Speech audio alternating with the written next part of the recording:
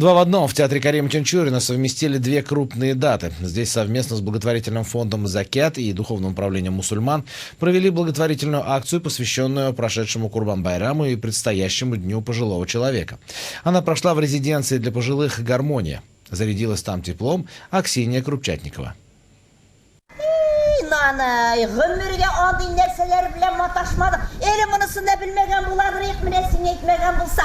В доме престарелых теплая праздничная обстановка. Заслуженные артисты Татарстана выступают с отрывком из пьесы «Золотая осень» Шамиля Фархуддинова. Это история двух пожилых людей. Без малого 50 лет вместе. Дети выросли и разъехались, а супруги по-прежнему влюблены, как в первый раз. Артисты решили показать именно этот отрывок не случайно.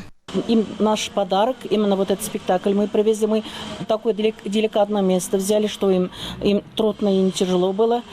Мы общаемся с ним. И это наш подарок, День Курбан-байрам, и вот для пожилых людей. Мы хотим, хотя бы один зритель ушел от нас, чтобы узнать, что у них есть родители, им надо звонить хотя бы один раз в день.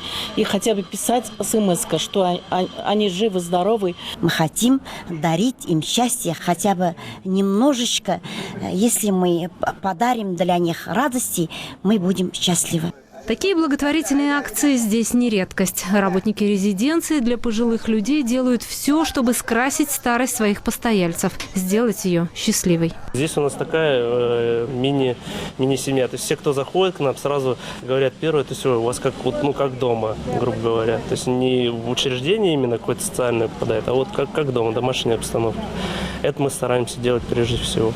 Как говорят в благотворительном фонде «Закят», это не первый совместный проект с театром имени Тинчурина. Недавно прошел праздник Курбан-байрам. Сейчас, в преддверии Дня пожилых, решили обратить внимание на тех, кому уже хорошо за 60. Благодаря заботе этого прекрасного коллектива, вот у меня прекрасное настроение. Я просто чувствую, что я здесь на курорте. Прекрасно. В буквальном смысле меня носят здесь вот на руках. Как же мне не радоваться жизни. Но самое интересное происходит тогда, когда спектакль уже закончен. Увидеть тех, кто совсем недавно блистал на сцене в неформальной обстановке, попить чай и просто побеседовать с артистами. Добрая семейная атмосфера запомнится зрителям надолго. Подобное мероприятие театр имени Тинчурина и благотворительный фонд «Закят» на радость пожилым людям организуют еще не раз. Елена Веселова, Аксинья Крупчатникова, Андрей Ключников. Столица.